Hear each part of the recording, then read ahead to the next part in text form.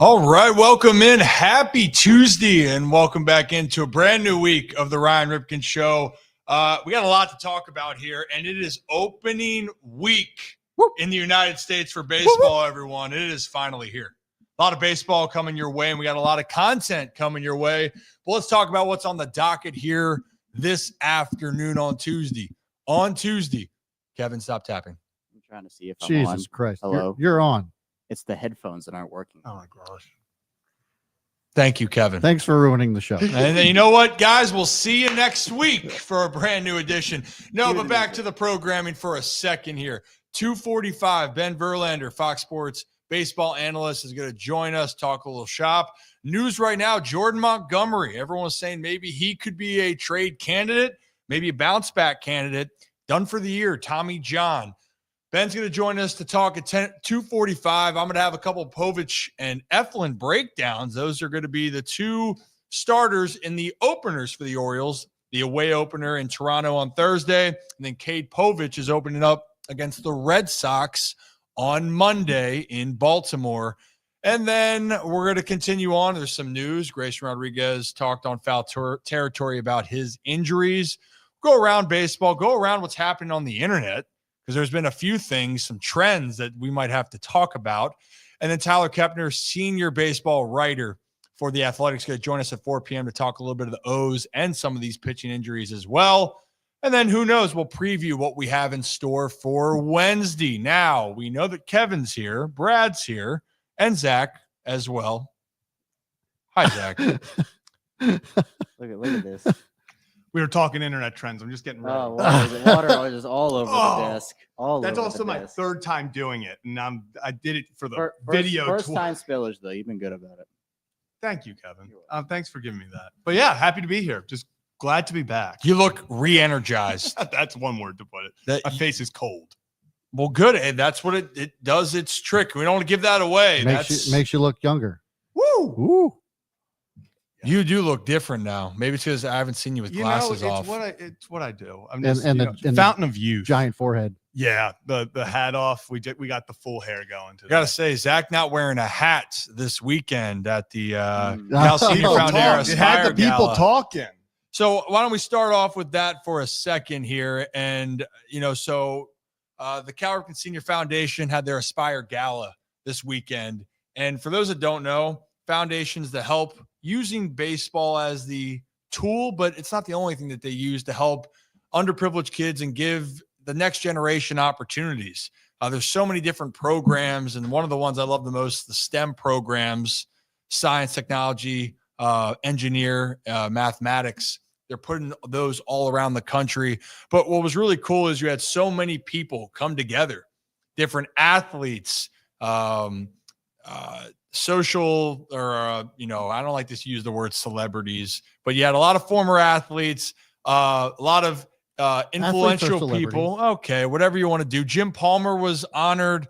They had the Hall of Famers, Mike Mussina, Harold Baines, Eddie was there, and so many other Hall of Famers from around the MLB, Jim Rice, Fred McGriff, then some Orioles legends, Al Bunbury, Mike Bordick, Tippy Martinez. And then, you know what I love too, which is one of my favorite parts, there was some women athletes that came a part of the parody group. Yeah. And for those that don't know, some of these people just kick ass. I was talking with a few of them, and I'll share it for a different time.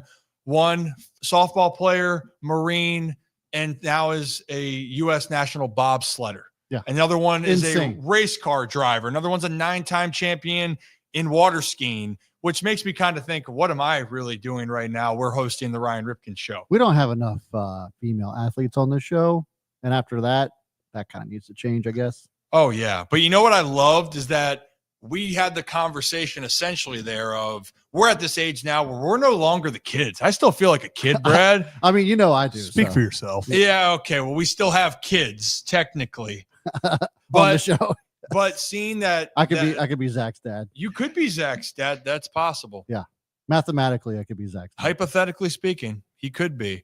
But the bigger thing there was helping the kids and helping people have a foundation, because let's just be honest, right? Not everyone's going to have that upbringing, and you need some sort of mentorship. You need some sort of guidance, and not everyone's going to have that. So the Cal Senior Foundation is able to bring structure to kids, like I said, in baseball and many other different facets of programming. And it was a great event, long night, Zach, overall, but it was worth it. Have so much more coming from the event. And the Ryan Ripken Show, we were doing a special live get together. I actually got the audio. I'll put that out for you guys as a special bonus episode here in the future. It truly was amazing. Thankful to be a part of it, and can't wait to share more of the photos and videos from the event as we continue on. So want to thank the foundation. Need that desk. That desk. Well, it's a decal, Yes. apparently. Oh, We're getting the decals. You I'll could- take you it. put I'll it take right- it. I'll take it. right We by just the need bar. that thing. Just gonna smack it on. Well, we got to put up the frame that from Hollywood. Yeah, there's so many things that happened. How could we forget that on Thursday? That was last Thursday. I know. Yeah, How it feels could I like forget forever I'm ago. scarred from. Oh, well, Tequila. Kevin, that was on you. Yeah. That was I just- Kevin had a rough can't go. I can't take shots properly yet. So it's an Did you say You say yet? huh? You say Yeah. yet? At 20? No, this years is old? I'm doing that for life. I can't. I thought you I'm said pretty sure he yet. said yeah. You said No, I You am did not. say I'm yes. No, not- you I'm 1,000 not a good. Go to the tape. We're gonna run it We're back. gonna Run have it to back. We Get can Dean run it Blandy back. now. After further review, Yeah. yet. Well, I'll tell you what, everyone else was sipping, smiling, and having a good time. Maybe not all of the bets that were put in for Zach or some of the other members at Hollywood Casino up at Charlestown Races in West Virginia. Nice. Really good.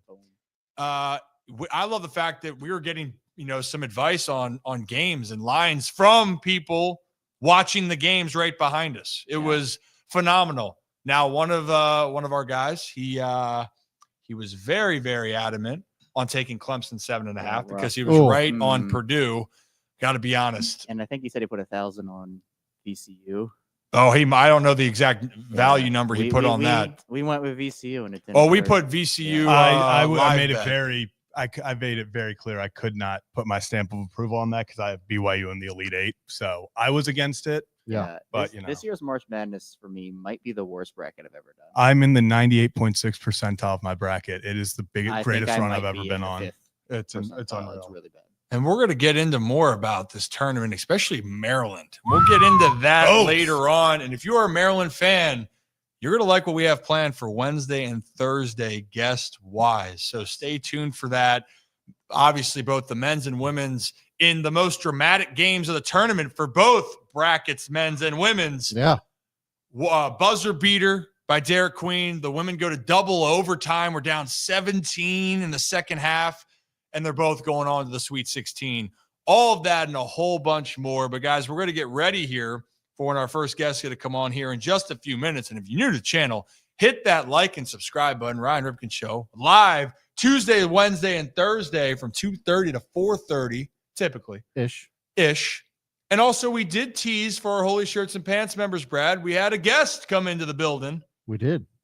yesterday, and we might have Legend. another guest. Absolute legend. I have another legend coming in This pretty week. soon. Yep. So, really can't wait. I can't believe that baseball is finally here. We're sitting at the beginning, and really kind of feels opening day, unlike any other sport. It feels like a kind of a national holiday.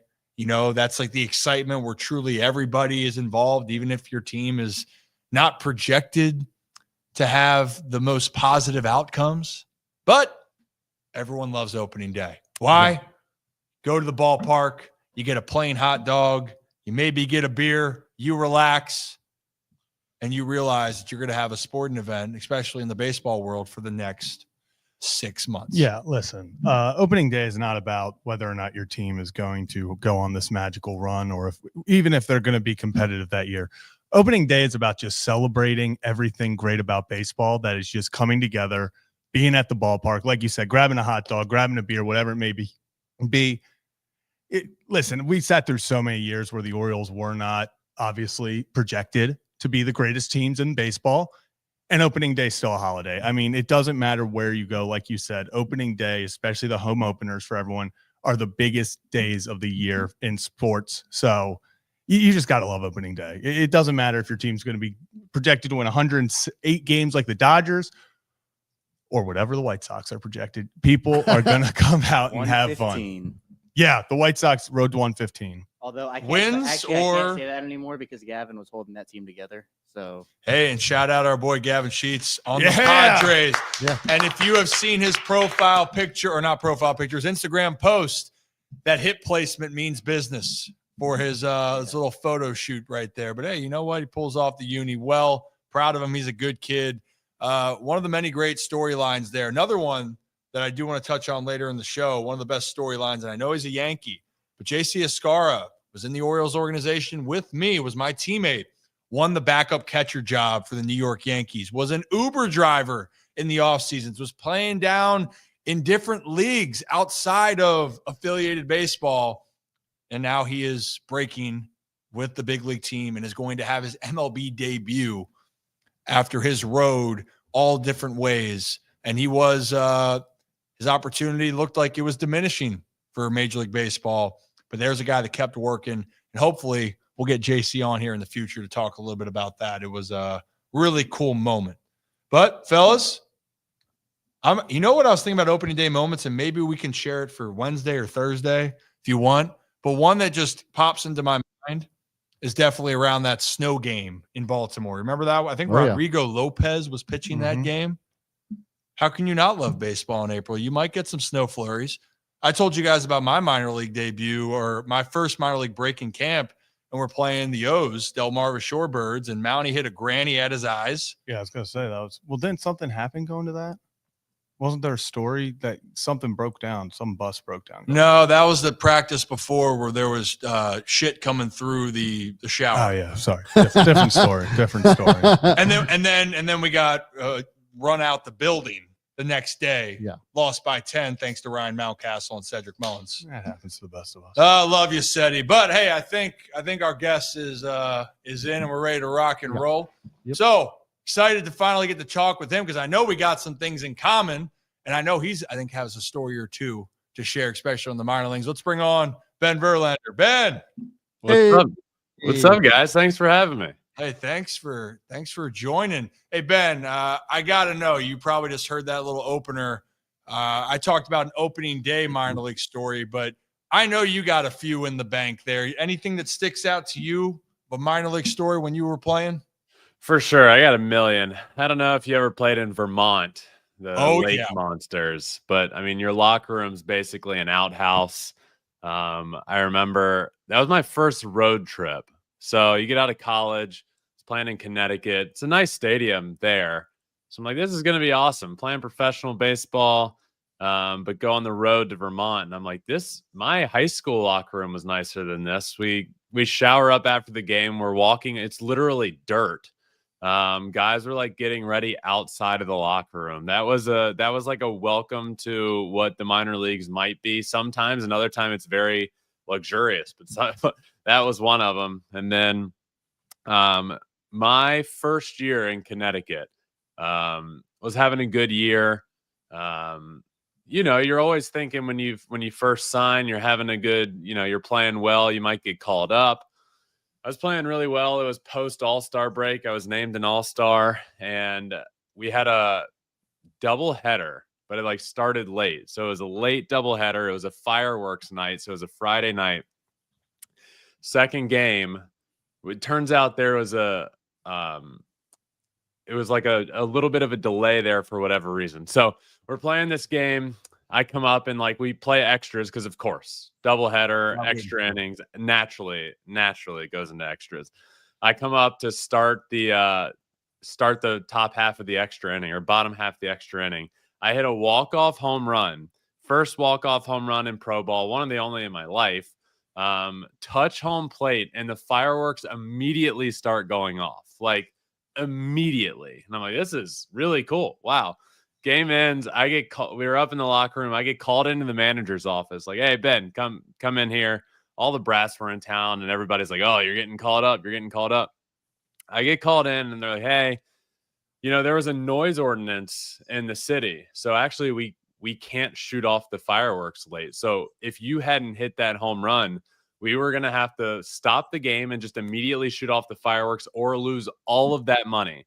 So we want to pay you for hitting that walk-off home run. You saved us thousands of dollars. And they handed me a $20 bill. And I was like, wait a second. I'm not getting called up and you're giving me $20 for saving you like $5,000. This doesn't seem right. That's minor league baseball, ladies and gentlemen. The kids don't even know nowadays. They don't even know. Kids don't know.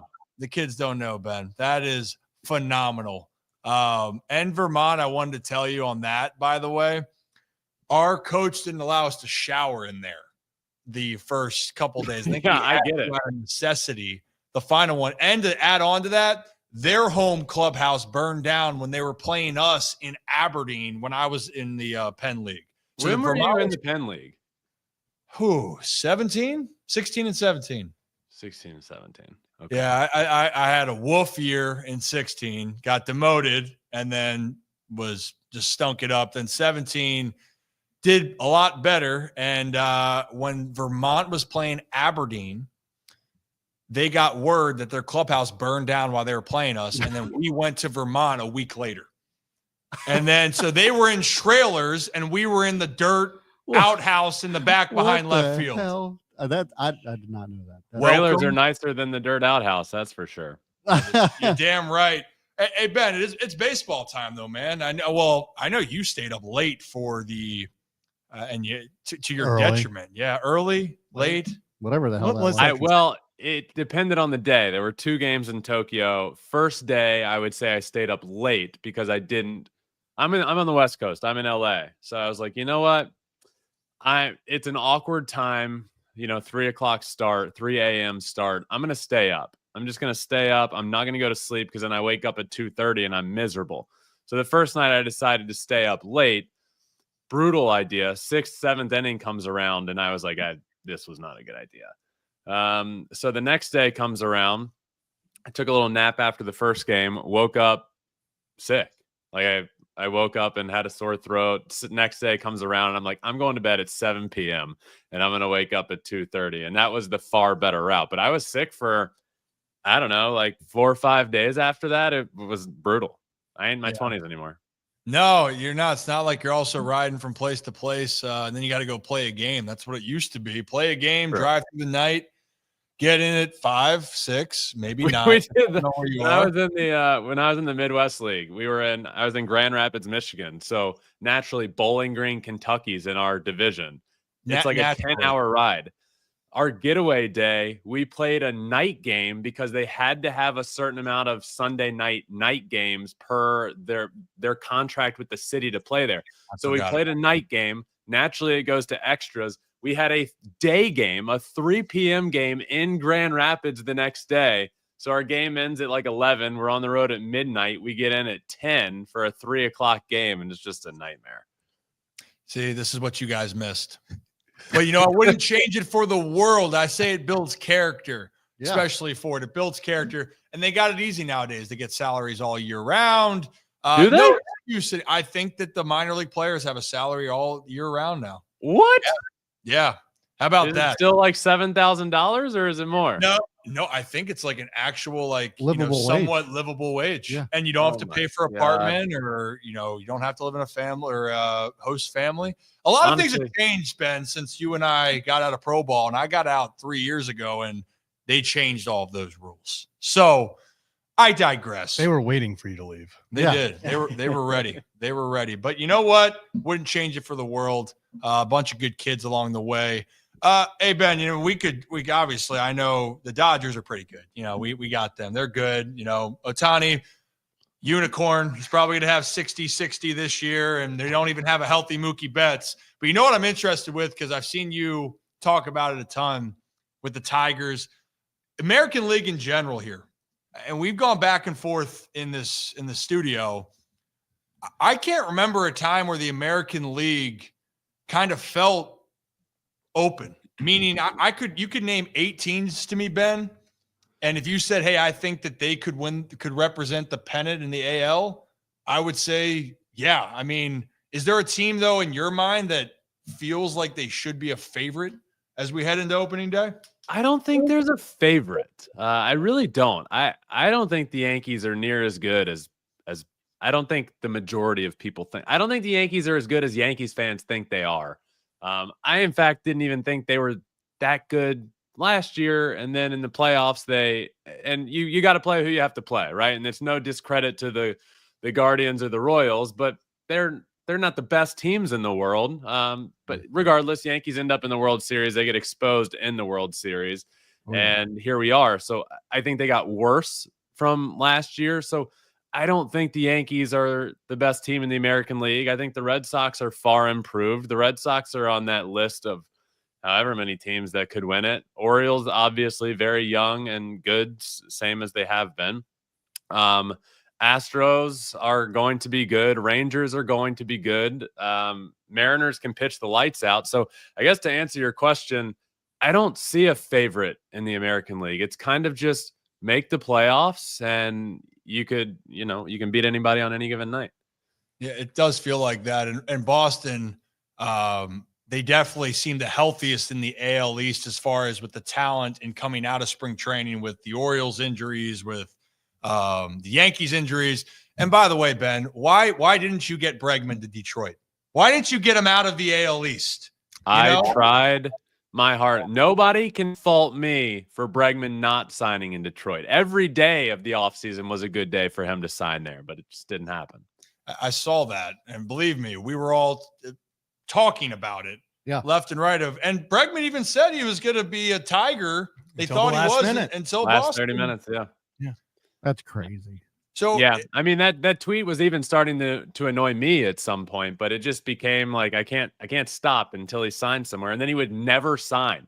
I was like, dude, I have to stop tweeting. This is getting on my nerves, much less everybody else. Please sign somewhere. Didn't work. Yeah. So in this case, though, do we think Boston is going to sneak in and be that favorite in the AL East right now? I got to be biased in Baltimore just because they've had the record. Boston scares me the most. Yeah, Boston's got to be the most terrifying team with the upside, with the talent that they have. Well, upside. That's the biggest thing. Is the Yankees are I keep seeing Aaron Judge stub toe away from being in a lot of trouble.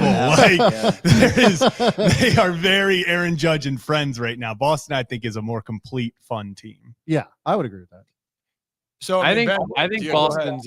I think they have the highest ceiling in the AL East, but you could tell me they finish in 4th place, and I'd be like, yeah, I mean, I could see that too. There's I would say the Rangers are in a similar boat in the West. So you could tell me they win the division, and I'd be like, yeah, that makes sense. You could tell me they finish in 4th or 3rd in the Rangers case, and I'd be like, yeah, that makes sense too. So I do have the Red Sox winning the division. That's what I predicted, but that's obviously dependent on Crochet staying healthy and Devers not throwing a fit and asking for a trade. There's a lot there.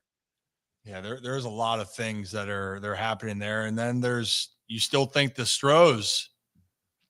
Yeah, the AL West is a tricky one. I do think the Rangers ceiling is the highest. They could be good, but are we banking on, this is a rotation that you're now betting on Kumar Rocker, Jack Leiter, and Jacob deGrom. All of them have question marks for obvious reasons. Jack Leiter has never proven it in the big leagues. Kumar Rocker hasn't pitched much at all in the big leagues. Jacob deGrom is the biggest question mark heading into the season that there could possibly be. Offensively, Adolis Garcia, what are you going to get World Series Adolis Garcia? Is he going to be hurt? There's just so many question marks there that I end up the Astros to me have less question marks other than can Jose Altuve catch balls in left field? And the A's, the poverty franchise, could just come out of left field. The sack. Yeah. The sack A's. On the A's. That's I'm telling you, man. That's what I'm saying. Like they got better. They did get better. They're not great, but they did get better. And Brent Rooker had a great sign. It's tough to say I'm high on the A's when I don't have them making the playoffs, but I'm high on them enough to say they could finish 500 or better. They could fuck up somebody's day. Sure. really can. And Mason Miller in the back end with that staff. And they got a lot of young talent. And that's the part that's kind of scary. And same thing with Baltimore's a little bit more along the road, down the road of that young talent, and you have some veteran presence. But like the Orioles are going to go as far as their young core goes. Or Oakland, the SAC, the A's, they're going to go as far as this team continues to develop. And Zach, I think you had a follow-up. Yeah, just Ben, real fast we were talking about the West, and you brought up the Mariners earlier and how they can pitch with literally anyone. It feels like sometimes they have 6 number ones. Going into the offseason, big thing was the Mariners are going to go get that big bat that's going to change the offense, and we're still kind of waiting for it. Cal Raleigh gets the extension today. What are your thoughts on a team like Seattle? Are they just – what do you think they're doing? Are they just saying we're going to outpitch everyone, or hoping a Rosarena, Raleigh, and them kind of just power that offense through with Julio and everyone? It's, to me, an embarrassment what they continually do. I mean, if you were to tell most teams out there that you'll have 5 or 6 stud pitchers in their prime, controllable, you're not spending a fortune on them for another year, for years, and you just continually don't add offense, it's frustrating. I mean, I everything that Justin Turner said the other day, I agree with. Like, how it's weird. It makes no sense. It's ridiculous that they don't add offense. I mean, you know what your weakness is. You know what the problem is. Yet you're like, okay, going in on the year, not adding any offense in the offseason when you know you're going to be able to pitch really well, and that's going to keep you in every single game.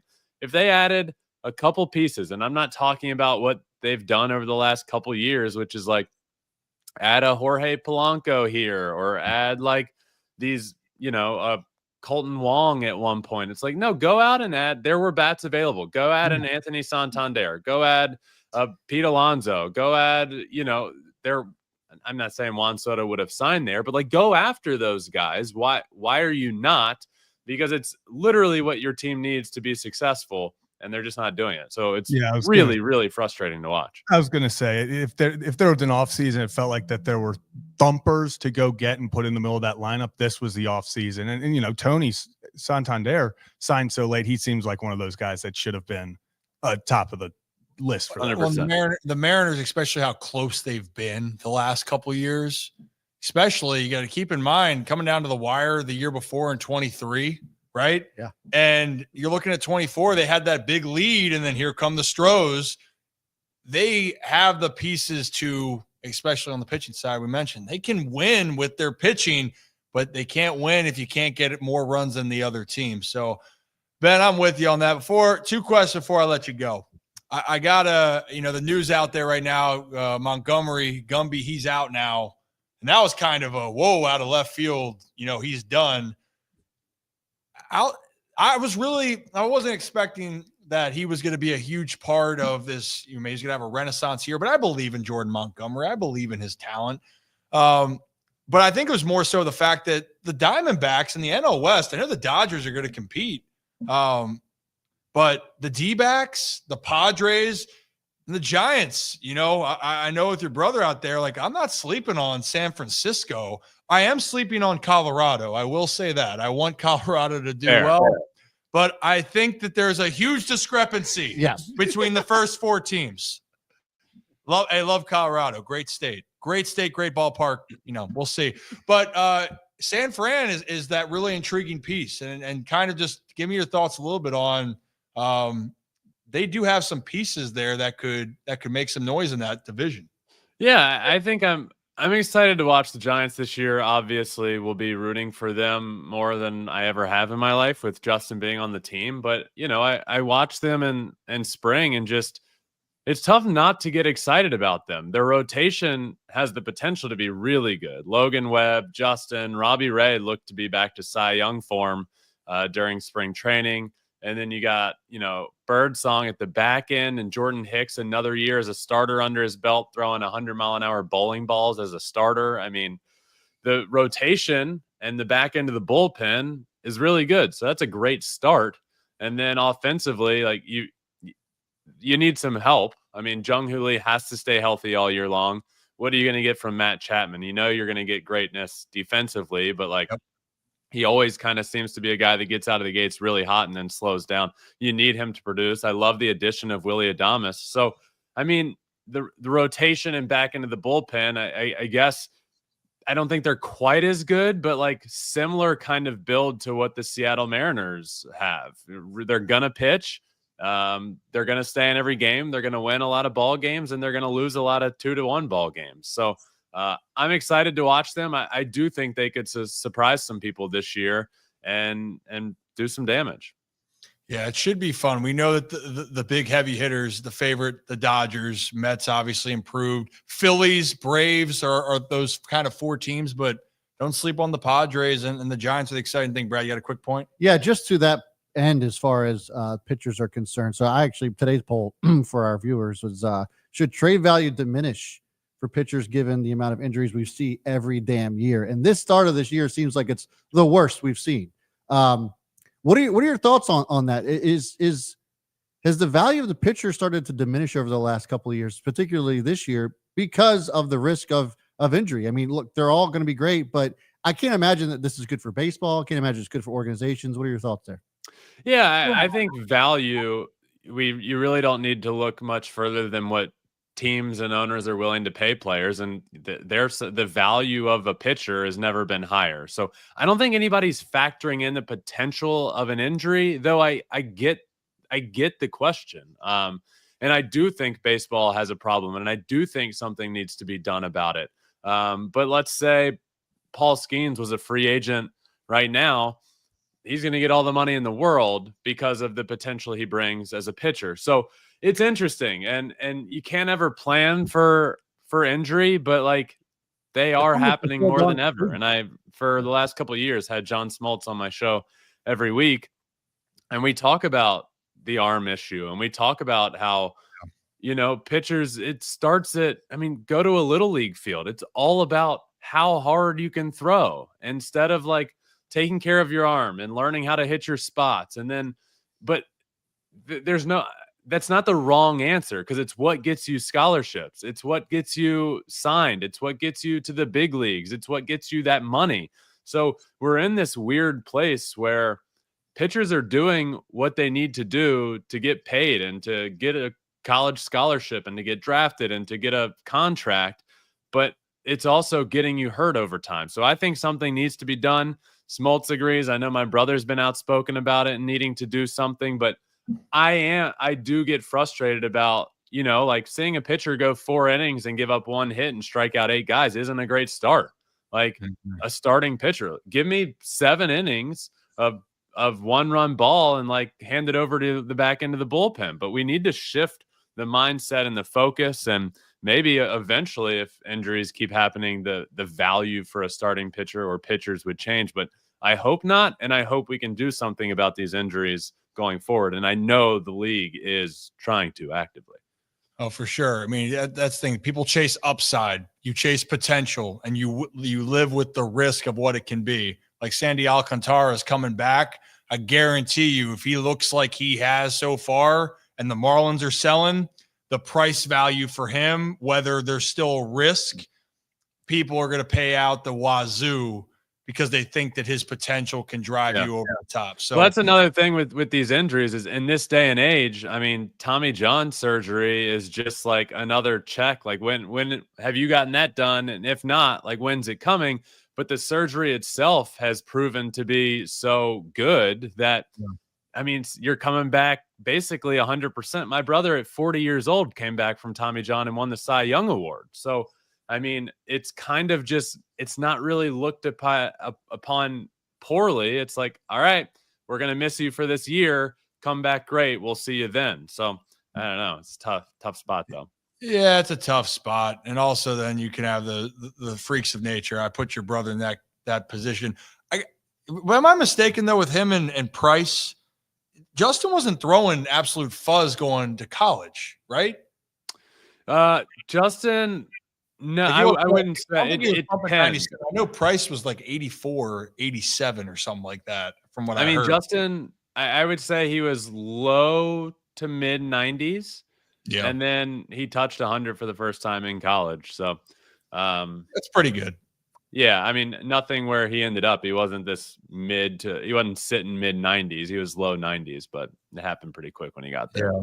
I still remember Tyler Kepner, second overall pick in 2014, the year I got drafted. High schooler throwing 100 plus.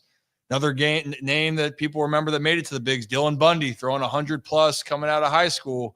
A lot of potential, but injuries to their arms really ended up hindering their time. So it's a complicated thing. But Ben, I appreciate you, man. I mean, you're staying busy left and right.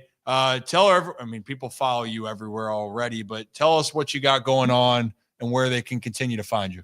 Yeah, appreciate that. Obviously on all socials, wherever. Big presence. I try to be on Twitter, just talking about the game all the time. But the big one's my show, Flipping Bats with Ben Verlander. Just talk about all baseball, national baseball show. Just a positive light on the game, talking about all the good things happening, having players on. John Smoltz on weekly. So yeah, that's my show. It's the big thing I do, Flipping Bats with Ben Verlander. You can listen to it wherever you listen to podcasts. You can watch it on YouTube and on all socials. So appreciate you asking. Yeah, hey, I appreciate that, Ben. And in the future, we can ask you about hot dog preferences because that's a big thing around us here. I think there's nothing like a plain hot dog. Who needs a condiment, right, fellas? No. Okay. That's insane. Yes. Thank you. Yes. Thank It you. is. Okay. Ben, I'm glad we're on the same okay. page. You know He's an what, insane Ben? person. We can dive more into that. But my thing is, you like a plain hot dog. If you like a hot dog, you can eat it plain. If you're a true lover of hot dogs, Rip's eating habits are disturbing. that is, we're not sorry.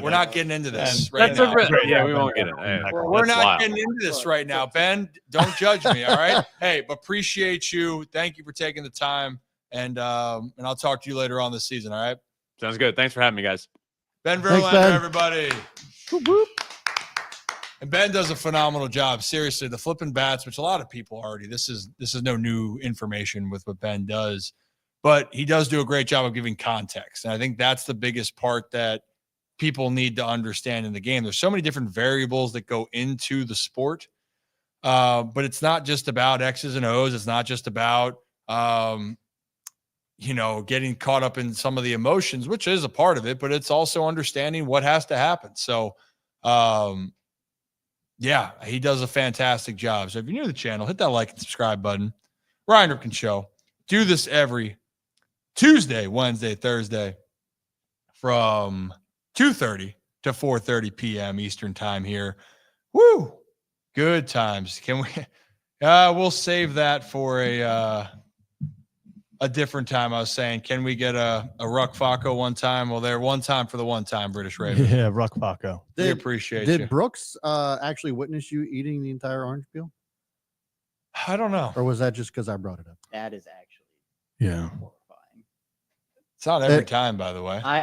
It's every time he drinks tequila, he's eating the entire orange. Yeah. Do you eat the entire lime Mm-hmm. No. when you take a? Huh? Well, then don't eat the entire orange peel.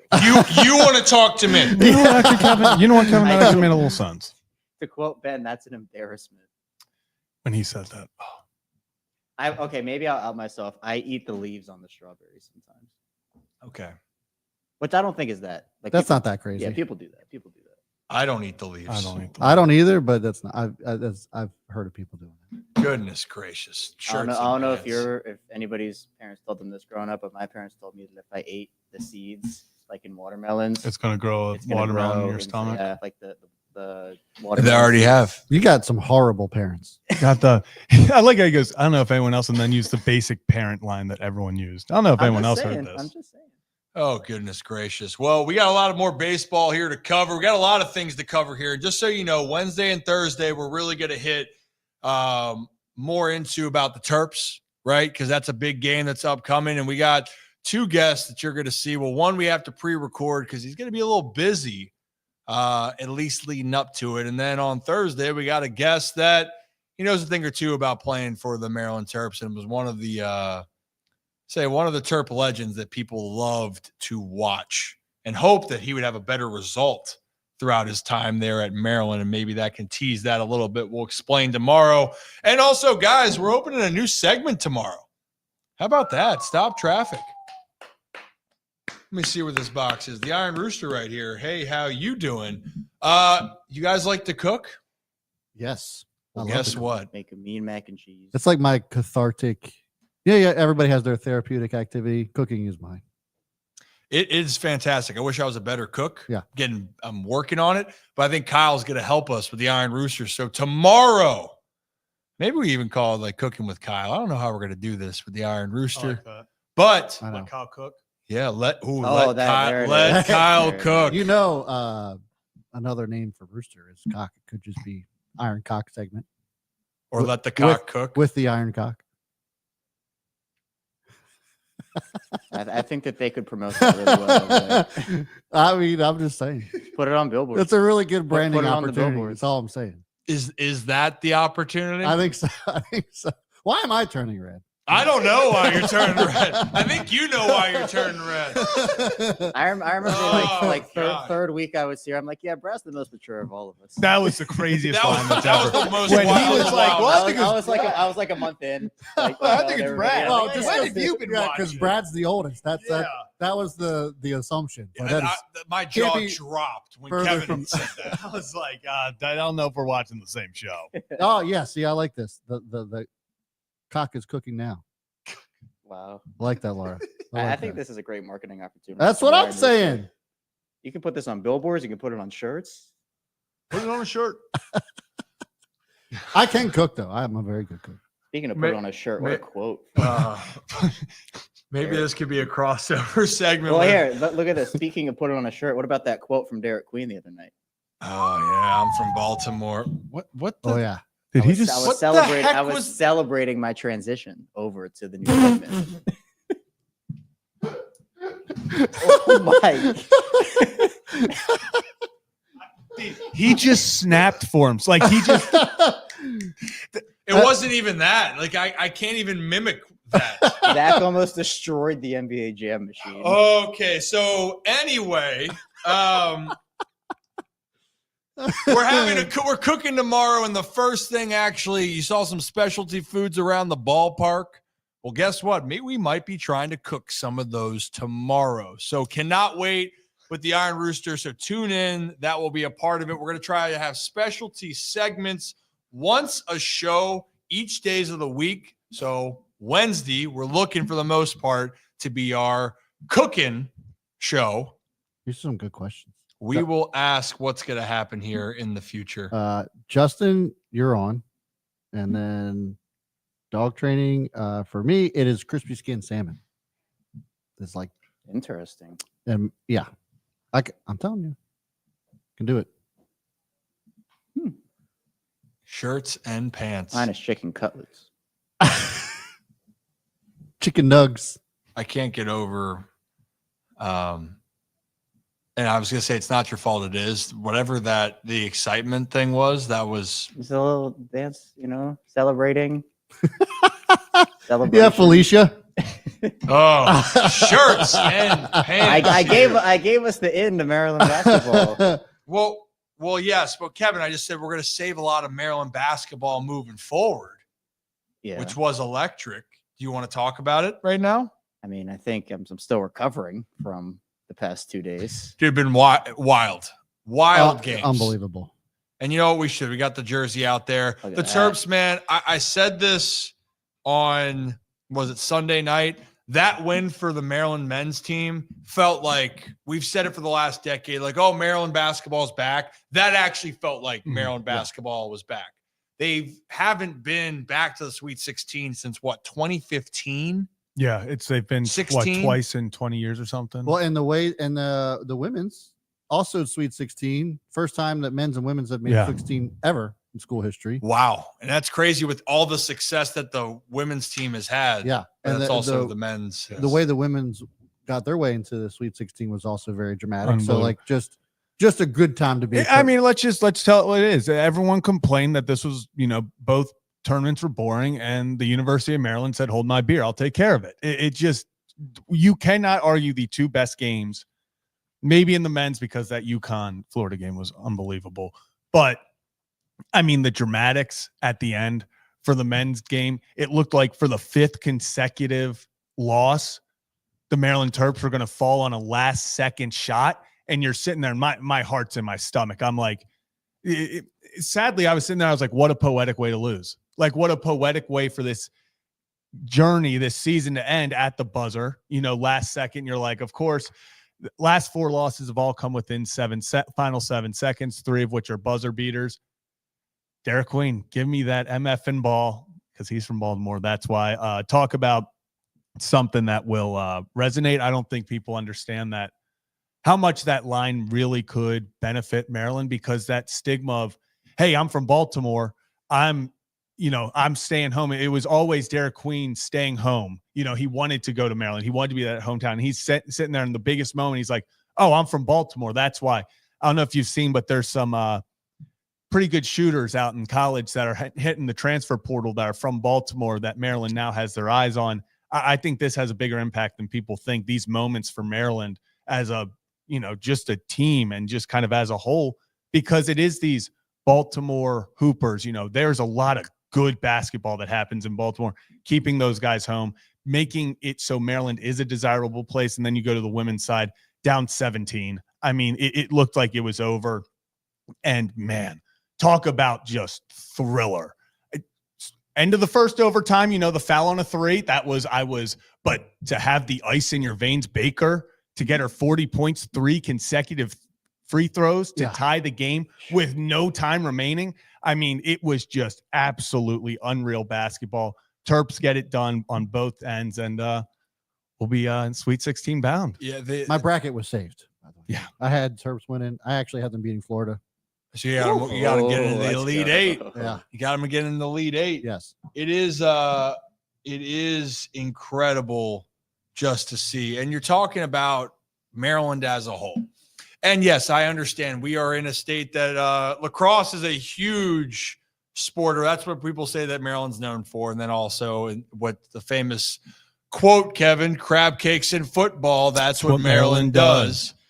I also am biased that they got some great baseball talent here, but basketball talent. And the thing, not just in Baltimore, the DMV, and not having that talent stay here. There is so much talent in this region. And yes, NIL has changed the game quite a bit, but the stigma around Maryland has been getting deeper into the tournament. Can you win the games? The fan base is there. The community is there. The passion is all there. It's just about trying to break through, and hopefully for the Terps, they broke through. And last thing on the women's side, then you're right about Sarah Ashley Barker, who broke in that game most points by any SEC player in an NCAA tournament game, broke the school record on top of it. And every time in overtime after the 3 foul shots, every time she touched the ball, she scored. She did everything, and being from, I believe she's from Birmingham, Alabama. Yeah. So we're talking her about father was quarterback at Alabama. She was a beast. Legitimately, I said out loud there was 1.1 seconds left when Alabama had the final shot. They needed a 3 to tie it in the double overtime. I literally said out loud, so I was watching with my brother, I go, I'd put all 5 players on her. Everyone else can get an open 3. I'm not letting her shoot that ball. Yeah. Just put 5 people on her. If someone else gets a wide open shot off and makes it, good. But she was, everything she touched was going in the hoop. So just unbelievable game. Instant classic. Instant classic. And the Terps, both of them are moving on. Yep. And the men's team will be the first to play on Thursday night. Correct, right? Yep. 7. Like 7:15, I believe. 7. It's something 7:30, I believe. We'll get the correct time somewhere around then. Yeah.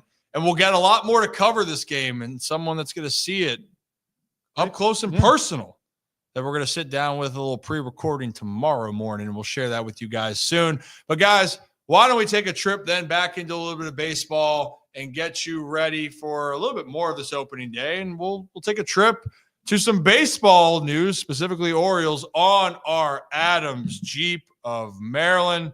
And when I move, you move, Kevin. Just like that. Beautiful. And Adams Jeep of Maryland, our OG sponsor up there in Aberdeen, 5 minutes from Ripken Stadium. We appreciate everything they've done for us. And you can go to adamsjeepofmaryland.com, can buy a used or new vehicle, or just check out what they have there. And if you go and buy a said vehicle, you get a chance to win $1,000 in gas money by saying the phrase, "Hey, I love the Ryan Ripken Show," or "Rocco sucks." It's a pretty good deal, but just tell Chuck and Matt we say hello up there. And again, that's Adams Jeep of Maryland. AdamsJeep.com. And you know why I kept talking like that? Because I couldn't pull up the Adams Jeep right here. And you know what? Here it is. Oh, you did it anyway, but I'm just doing this for fun to show you I still can. Now my computer's going to absolutely explode. Oh, no, there it is. Wow.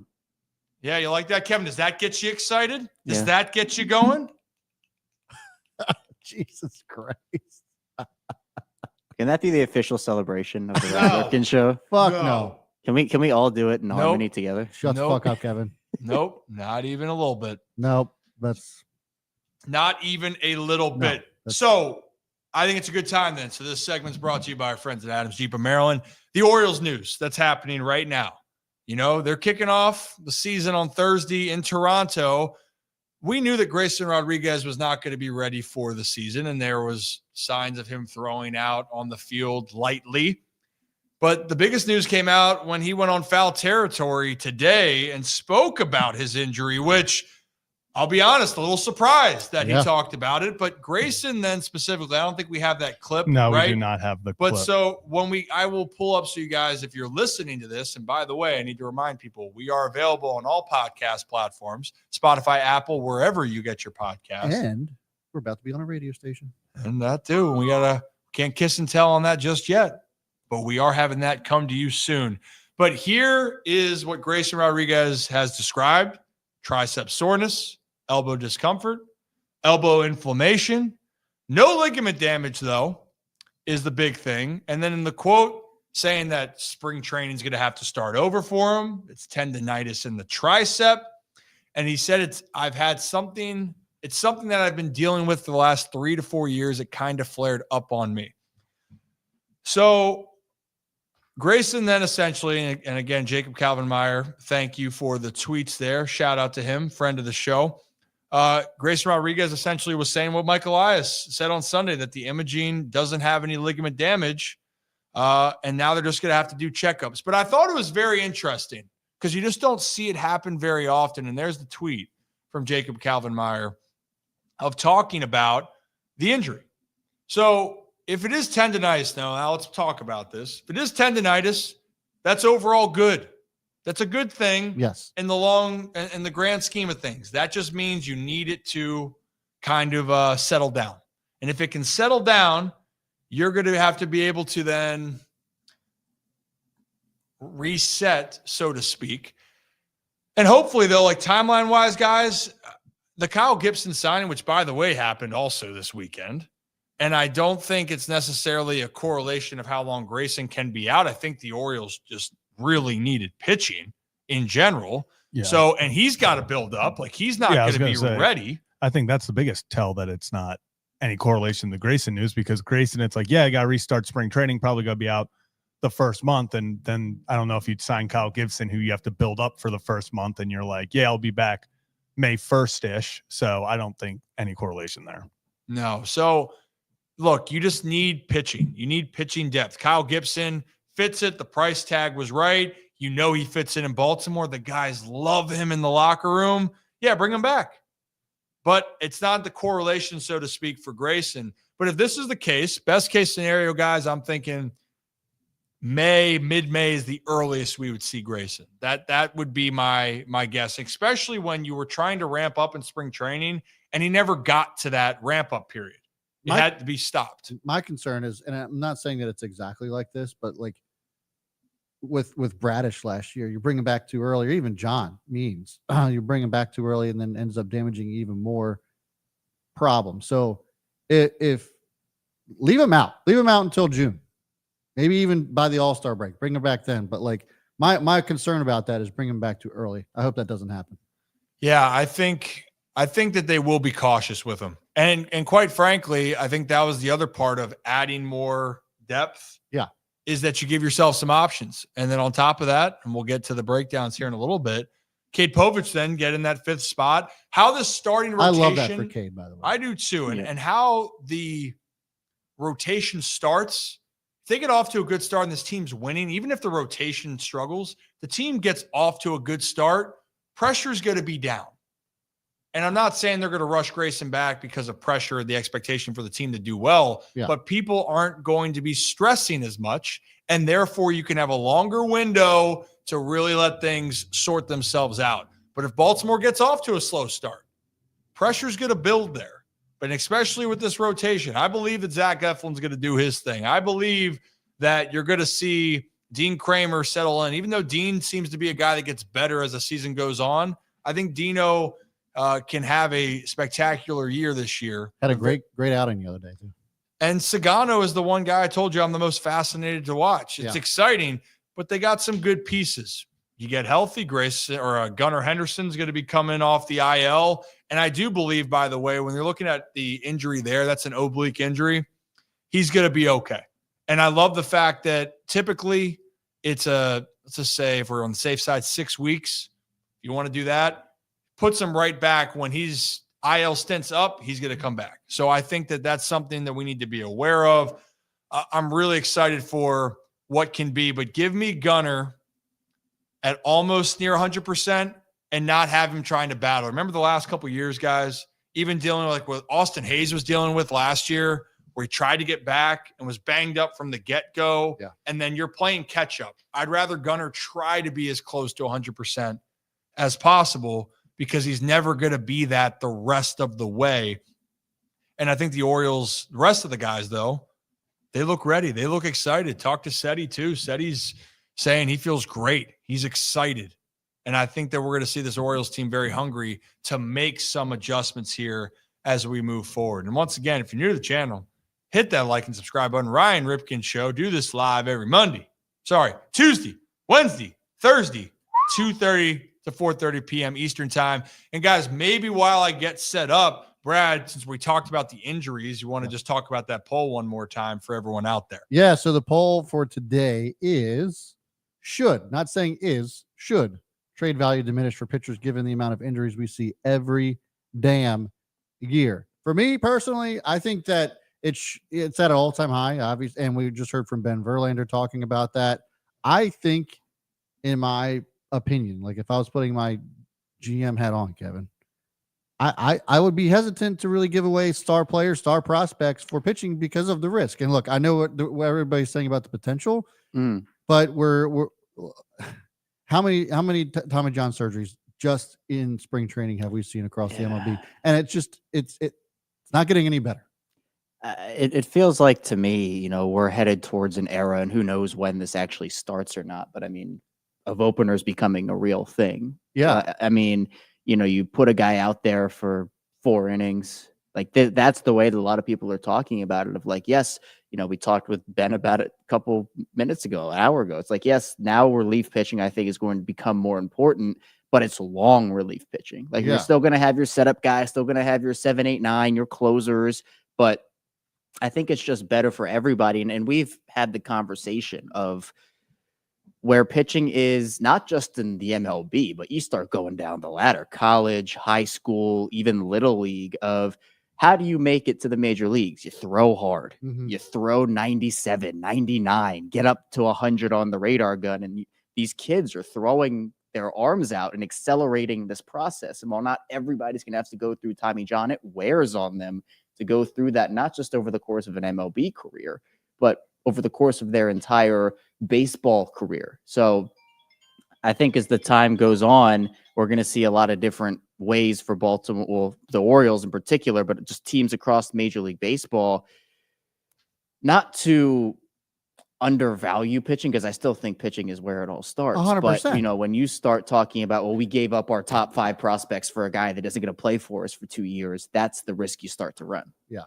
And I think for me too, it's just there's got to be something that could to encourage pitchers to actually pitch and not just throw hard. I mean, we're seeing that from Sagano, right? He's making guys whiff. There should be just as much value in that, in my opinion, than it is to throw hard. I mean, 100 miles an hour, yeah, everybody wants to see that, but you can still make guys miss regardless of just actually pitching. If you're pumping in the low 90s and you have a devastating curve, you're able to place pitches on the outside corner, you run balls inside, and you have a plan, right? that is just as valuable, if not more valuable, than throwing 102 on the radar gun. Because yes, you can overpower hitters with fast stuff, but I think hitters are talented enough at the MLB level to catch up to that these days. Yeah, absolutely. Zach, what do you think? Yeah, I mean, it is kind of what you guys have said. For some reason, right now, the biggest thing in baseball is just velocity. Everyone wants to throw 100 miles an hour. Everyone's throwing, oh, this guy can throw 102. He's going to be a star. 101, 102 is nice, but it's also not fun when it's erratic and you're walking 5 guys at 105 miles per hour. So this velocity, like you brought up, Sagano, some of these pitchers that have been lasting the longest in the league are these guys that they don't need to throw a hundo. They can get you out, and that's the biggest thing is there's a difference between these throwers and these pitchers. Some guys are just throwers. They'll throw at 100 miles an hour over the plate and they hope that, hey, if I make a mistake at 101 miles an hour, maybe he'll still miss it. These other guys, they know how to pitch. They know how to get you out. Sagano's goes, okay, if I leave one over the heart of the plate at 93, you're going to hit it up, out of the park. So I know where I'm going to pinpoint these pitches. I know how to pitch. I know how one pitch is going to work off the other. Okay, let me throw this pitch because I want to set up this pitch. It's that more than, hell, even like, Felix Bautista or someone sometimes where it's like, I'm throwing 102. You know where it's going and you're still not going to catch up to it. It's a philosophy change where instead of teaching kids at the little league and, amateur levels to, hey, throw the ball really hard and you'll get to the majors, it's no, have a plan, come up with a way to pinpoint your pitches and know your stuff. Right. That's the success level that I think you got to have in terms of getting there. Because if we go on the same path we're on right now, it's going to get it already is getting out of control right now. Yeah, absolutely. Is it out of hand, Kevin? It is. You know what's out of hand? Your attitude. Wow. Just kidding. But everyone, it's a great conversation. And Zach, you mentioned about guys like Sagano and having to throw that don't throw as hard and you got to pitch. Well, the Orioles do have a few of those guys, and actually 2 of them here on this breakdown. One of them is the away starter on Thursday, Zach Eflin, and then who's getting the home opener, Kate Povich. They're not throwing fuzz. They're not throwing gas, but they know how to pitch, and they have deception around it. So welcome into this breakdown, everyone. Again, new to the program, hit that like and subscribe button. Brian Ripken Show, do this live every Tuesday, Wednesday, Thursday. So look, Zach Eflin here is kind of one of those guys that breaks the traditional sense of what baseball is. High velo, and you're breaking off pitches. Well, in this case, Zach Eflin is kind of the opposite. Doesn't throw that high heat or hard heat, I should say. Sits around 92 to 94 miles an hour, and 65% of his pitches are of the fastball variant. So what I'm talking about, fastball, cutter, sinker.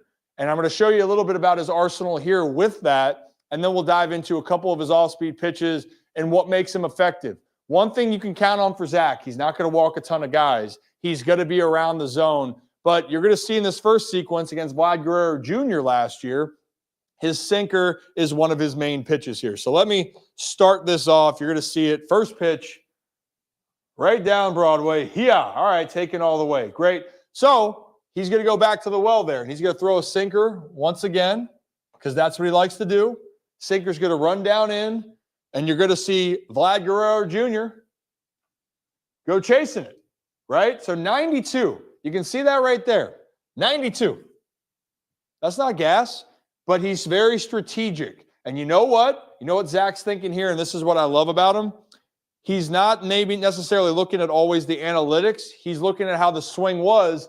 And if Vlad was willing to chase this pitch right here, well, why don't we throw it again one more time to see if he goes after it? And guess what? Vlad's going to go after this sinker one more time for strike 3. Nasty movement on it, right? So we saw a fastball go down this way for a little sinker. Well, hey, the fastball goes this way for a sinker. Why don't we try throwing the cutter that goes that way? So in this case, we're going to see a cutter that doesn't cut too much, but the threat of the ball going one way and the other gets the hitter off balance here. So you're going to see that foul ball go down the line. Great. So now he's thinking, all right, I could go either way here. And for Zach, he's going, well, I didn't throw my best cutter there, so why don't I try to do that again? And you're seeing McCann, he's lining up. McCann's saying, hey, I want the ball right here. Well, guess what? Eflin's going, I'm going to force you to think this is in the zone, and I'm going to make you chase. So this ball is going to start kind of here, and it's going to keep running out, and we're going to say good night to the batter. Beautiful, right? You see that location off the plate, pitcher's pitch. So for Zach Eflin, that's what I love that he's capable of doing. Now, fastball variants aren't just his main thing. That's not just his bag, right? He has other pitches in the arsenal. And this is an example right here, throwing his curveball. That's one of his pitches that he has a pretty good whiff percentage on. And some cases, depending on how it is, it's on sometimes more than his slider. But the slider or curveball, it can vary a little bit. And I'll explain a little bit more. But watch Lane Thomas here. Again, here's the zone. We're looking, right?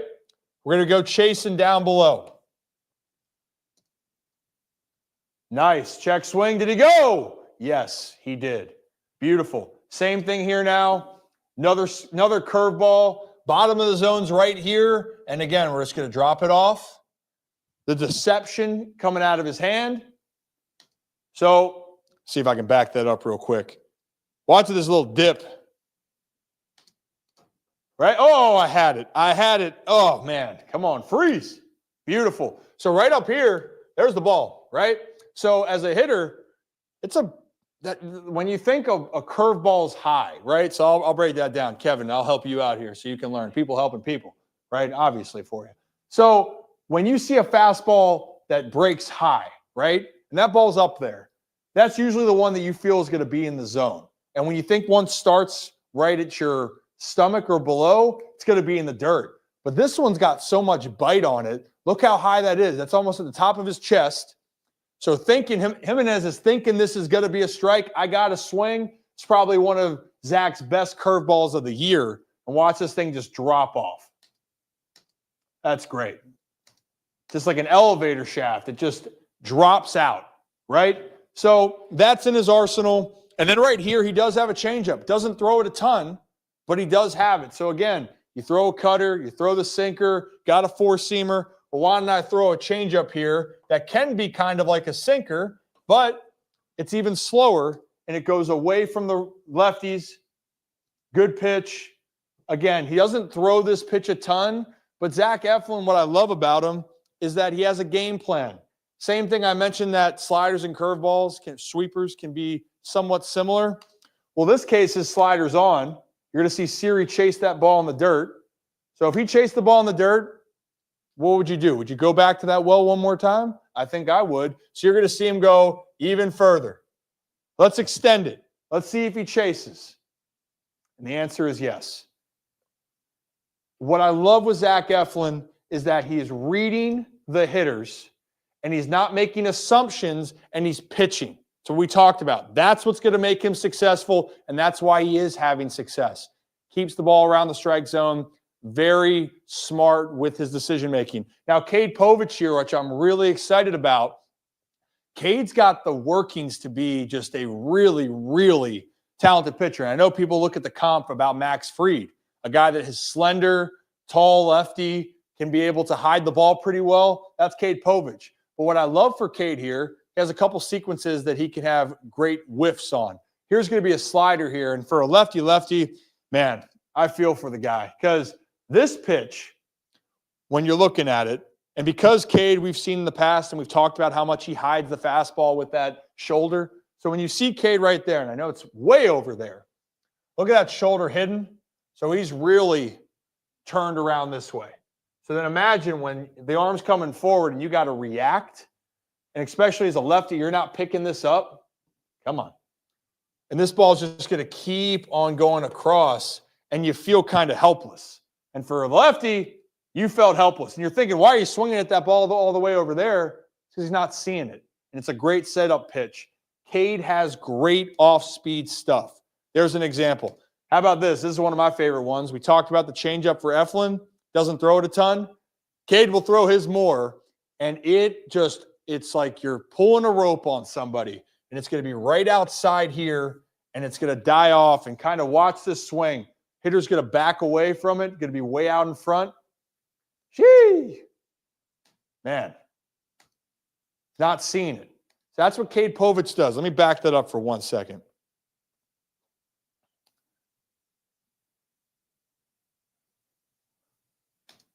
So right there, he's thinking that it's a fastball, and that's the thing. That's the best case right there. The hitter, if the best changeup you have out there is someone that thinks that it's just a heater. So right there, it looks like a heater all the way, and he's way out in front of it, falls over.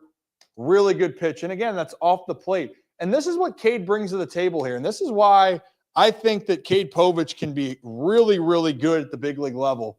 And look, yes, you have to locate well. But if you have that much deception, and I talked to Brad about this before, guys, Cade Povich's pitch that he had the most success on a batting average standpoint, meaning the guys that hit the worst against all of his pitches were off of his fastball, right? That 92, 94 mile an hour fastball is what hitters were doing the worst against.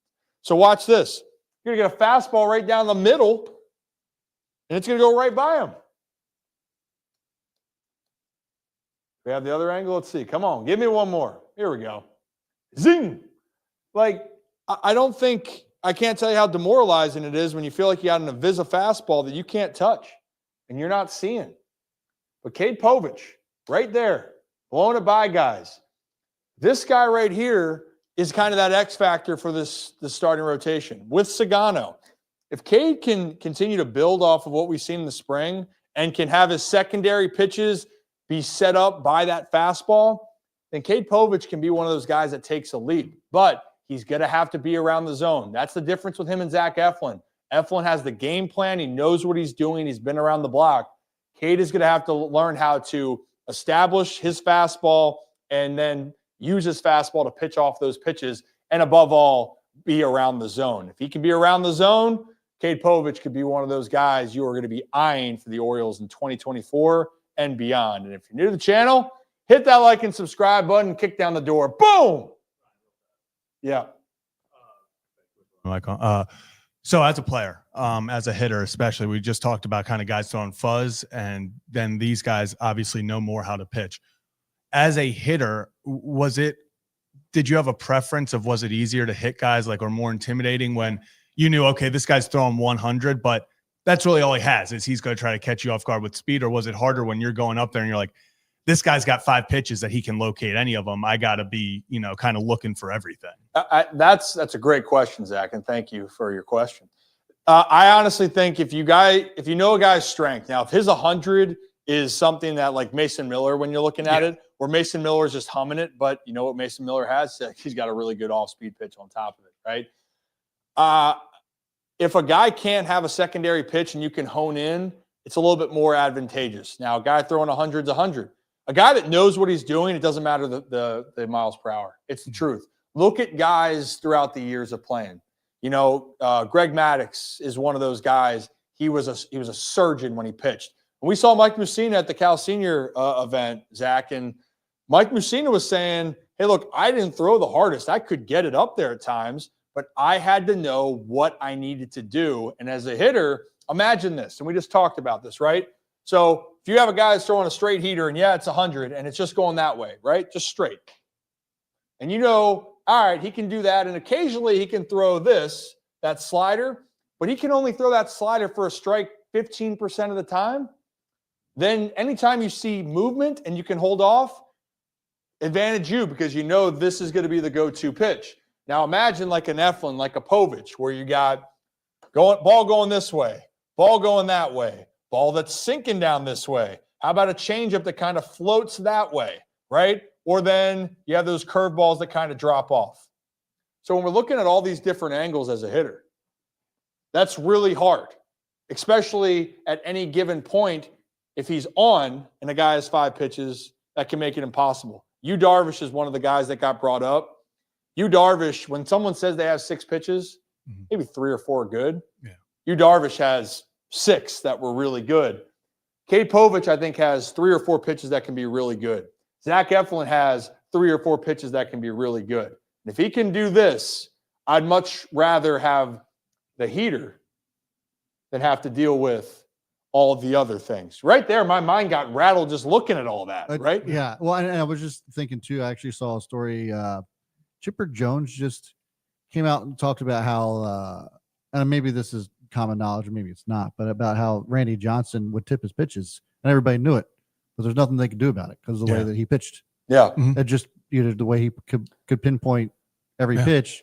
They knew what was coming and they still missed it. Right. Like that's just the most insane thing to me. Because he had two specific pitches that Yeah. were wipeout: heater, slider. And if you locate it well enough, that's why I like that 100 piece. Like if you can locate 100, that's tip your cap. But if you can't and it's around the plate, you're gonna have a shot. You know why Felix Bautista does so well? Yeah, that fastball's good. Mhm. He can miss more. You know what makes him terrifying is he's got that splitter that falls off the table. Yeah. So you're bearing up for 100, and all of a sudden he pulls the strings, the ball drops 10-mile-an-hour difference. That's hard. Yeah. That's a challenge. So I'm excited. This gets me thinking. I can't wait for opening day because two pitchers going to be on the mound that really have to work around, and that's talking about with Barrios on the mound, right, for the Blue Jays, and Eflin. And Jose's had a lot of success against the Orioles, but it's the off-speed pitches. It's pitching. And that's going to be a huge thing that I'm watching. When did Kevin Gausman get good on the Blue Jays or in general in baseball? Learn how to pitch. When he learned how to pitch, his off-speed stuff. Knew how to throw 97. Well, another thing is, Ryan, how important was it for Cade to get experience last season? I mean, the fact that he's not coming into this season with no experience in the major leagues under his belt. I mean, he went through ups and downs. Oh, yeah. He was dominant at times, and he took his licks other starts. I mean, for a guy that knows how to pitch and is still learning that every day, the fact that he went to the major leagues and did it last season, how important is that for this year? Oh, for sure. I think it's a lot better. I think we have this expectation that people are going to be Paul Skeens. And there's only one Paul Skeens, number one. Yes. But Spencer Strider comes up there for the Braves, and he's humming. He's throwing darts out there, and people are having trouble. But the majority of people, 90% of players, 95, are going to struggle at the big league level. So I think they need to get reminded. Grayson Rodriguez, who's on the IL, obviously, Grayson could get away with his things in the minor leagues, but then he found out he has to be a little bit more precise in the bigs. And that's what we saw, what happened for him when he got sent down in 2023, when he came back up, realizing he had to be a completely different pitcher. So I think that is it's all great questions. Look at you guys. Good kids, man. Good Sometimes kids. we know our stuff. Sometimes we know ball. Not a lot, but sometimes. Yeah. Hey, you know what? Let's not get crazy. Especially you, Rip. What? I get crazy at times. Do you want me to get crazy? No. Just meant like Hey. you might not know ball, is all I'm saying. Oh, I don't. Oh, you want it leg up? Nope. Leg up? What? Perfect. What? Hey, don't you worry about it. I feel like the angle of that camera standing next to you too would just make me so unreal. You wouldn't even be visible. You wouldn't. Should I try? I want to try. Can I try quickly? Yeah, come on over, Kev. Just make it a group. While we chat. get ready for our next guest in a few minutes. Come on over, Kev. Come on, buddy.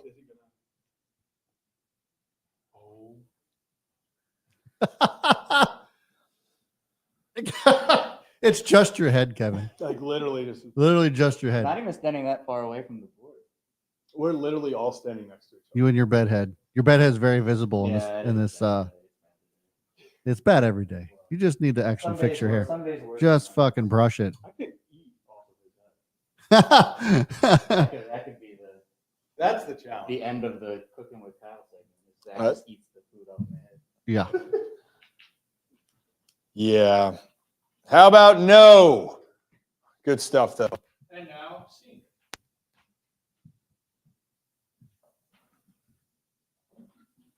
Okay. Are we back? We're back. There was some dead air, but That's okay. Yeah. Sometimes silence is golden. Sometimes I could also have just snapped for like 30 seconds. Wow. oh god. it's get fun some- you being gotta back. get- Like loud snaps. What is that? I've done that before. You seen? Yeah. We literally, What? that was like a big thing. He taught us how to do it. The whole Yeah. time. Yeah. I was not here.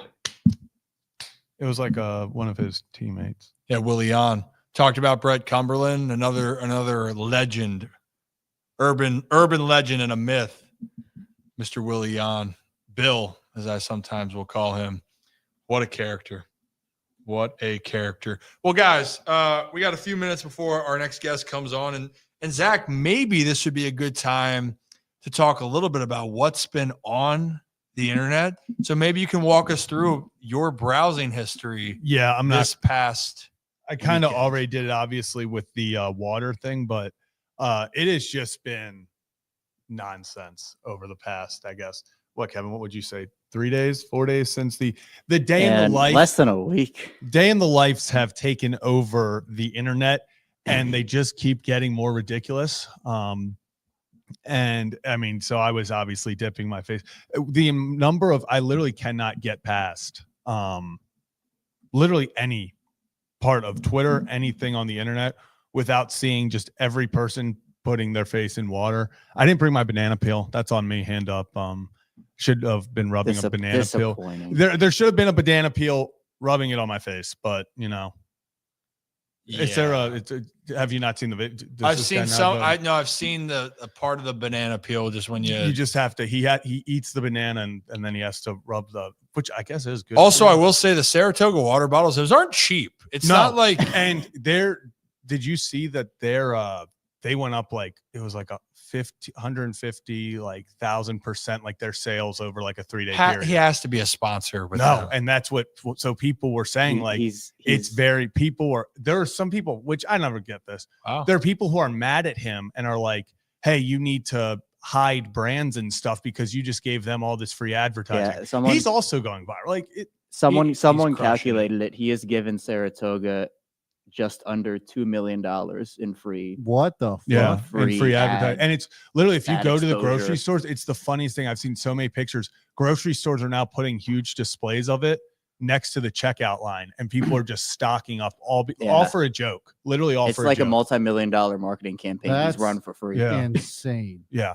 So Where's my Saratoga water? Yeah, holy shit, bro. Maybe they can be a sponsor here. I don't know. Hey, you know what? Sponsors, potentially you. You know, it is one of our great little sponsors right here, though. And they're not water. And you know what? Day drink responsibly. Deep Eddy Vodka spring train. Opening day is almost upon us. We might have something going on at the opener on Monday in Baltimore. Oh. So come down to the Pickles Pub.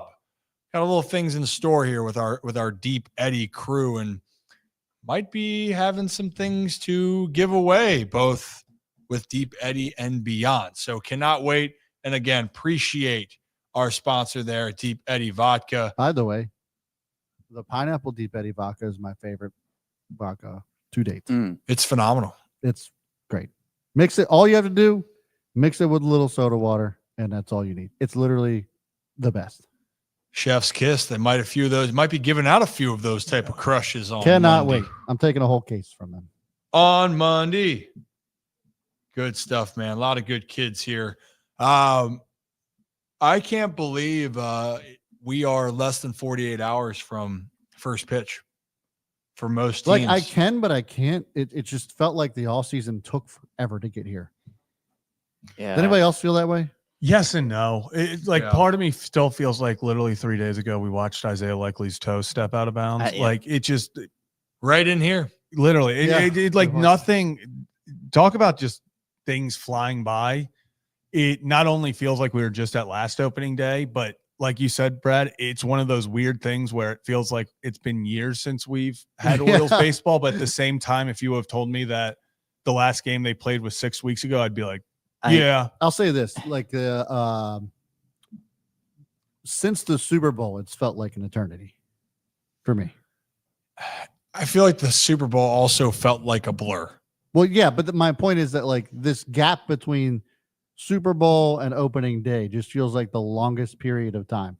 And maybe it's because like it's also slow for us as a show. Like, you know, views are not. Yeah. It's a slow period for the only thing really going on viewership. is free agency in the Yeah. NFL, and that's it. Right. Like, So like I just feel like maybe that's part of it, but it's just I'm ready for the season to start. I'm ready for us to like do some great things this season. So just pumped. yeah. It also last year Orioles baseball season wise, just team wise, it was such a crazy year For us or the team? for the team. Oh, yeah. I mean for us too, but like for the team, just I mean, with- for us it was it was awesome. But it's gonna take a lot to top last year. Yeah. I mean, I think we're well on our way. interviewing the new owner of the Orioles the day before opening day. Man, I remember that. Yeah, like we that- go down memory lane. Yeah, we're gonna Holy need, crap. We're gonna need David to sell the team real fast so we can do that again. Yes. He's got a day. You know, we're unbeatable And because almost a year ago to date that David Rubenstein said that this was the best podcast. yeah, Yeah, well, I most say valuable we're unbeatable podcasters. because we have the most valuable podcast. Most valuable podcast. Yeah, where is that evaluation? Is that around $2.1 Yeah, billion Yeah. dollars Yeah, per team? somewhere around there. Billion. Yeah, there you go. we still need to hang up. I just looked at back there and I'm like, we need to put up that jersey. Look nice. Yes, Santana. it will. I'm glad. Santana Moss has. It felt like Santana has been in the studio more than Nick Moore. Nick Moore. Yeah. We got a jersey from Santana before we got one from Nick Moore. we Put it that did. way. Yeah, well, A lot of we excuses need there. the white jersey from Nick Moore. Yeah, the all white, the marshmallow. I think he's getting us a black though, but Yeah. Okay, it What works. in what 2030 or I don't. Well, this is the Nick Moore Studios. when Georgia, when Nick Win. when I cannot Georgia believe wins I again. picked Georgia for Nick, and they did that. I can. That's on you, bro. That is on you. And again, you know what's also on you, Kevin? A lot of things. Yeah. Iron cock. Well, that's him. Excuse me? Are you still going through cooking segment show? No, I anyways? just happened to look at the rooster. Oh, that's what you thought of. Hey, Kevin, I know you're staying busy with Locked On Ravens all the time. Good catch, by the way. I Throw gotta back, dip out in a couple minutes. throw to back go. said Hut. There we go. Said Hut, Red 7. Hut. No, hey, use your hands though. No body catches, Kevin. No body catches. No body catches. No body catches. Well, while we're waiting to have a little toss around here, we're getting ready for our next guest because we're talking a little bit more ball with senior writer of The Athletic covering Major League Baseball, Tyler Kepner, is going to talk a little bit more about the Orioles, what's going on, and a couple other situations. I mean, one thing that I'm curious about is the recent one talking about Max Scherzer, right? And we're going to have a chance to talk to him about that here upcoming. But again, new to the channel, hit that like and subscribe button. Ryan Ripken Show, live every Tuesday, Wednesday, Thursday, 2:30 to 4:30 p.m. Eastern Time. We will be live on Wednesday or Thursday around the game time, so people know. We will have to cover, obviously, what's happening with the game, but then we have a special guest because of the Terps being in the Sweet 16. And I know a lot of Maryland diehard fans are going to recognize the name, so cannot wait. Should I also tell who we're going to have tomorrow yet? Yeah, why not? Yeah. Okay, why not? let it- Before we let have it our rip. guests come on, we're going to have Ben McDonald. He's going to join us tomorrow from Toronto. Friend of the show, friend of the program, our Hey, Ben. favorite alligator wrestler. I need some tips. Ben. Yeah. Yes, we are. Well, in due time. And we will share our guests. That's the pre-recording at the end of the show. But I think now, if our guest is ready to rock and roll, why don't we bring him on here? And again, I just mentioned a second ago, but if you missed it, he's a senior writer for The Athletic, covering Major League Baseball, knows a thing or two about the game. Let's bring on Tyler Kepner. Tyler. Hey. Hey, Ryan, how are you? I'm doing well. How are you doing today? I'm good. Thanks for having me. Beautiful day. Can't wait for Thursday. I know, right? We just were saying, does it feel like it's actually been a few months, or I guess 5-6 months since baseball season, or is it felt like in the blink of an eye? It's that's hard to answer. I mean, like, I feel like we're ready to go though. It's a little early for opening day, March 27th, but bring it on. It's we've had the full spring training. I think I was down there over the weekend. Guys just kind of fine tuning things, and yeah, let's go. Yeah, I think it gets to that point in spring training. It always was for me down in the playing in the minors. You're down there for 2 or 3 weeks, and you're like, okay, that kind of honeymoon phase of everyone back. You're excited, let's get to the season, and then you have that feeling jolt back up here.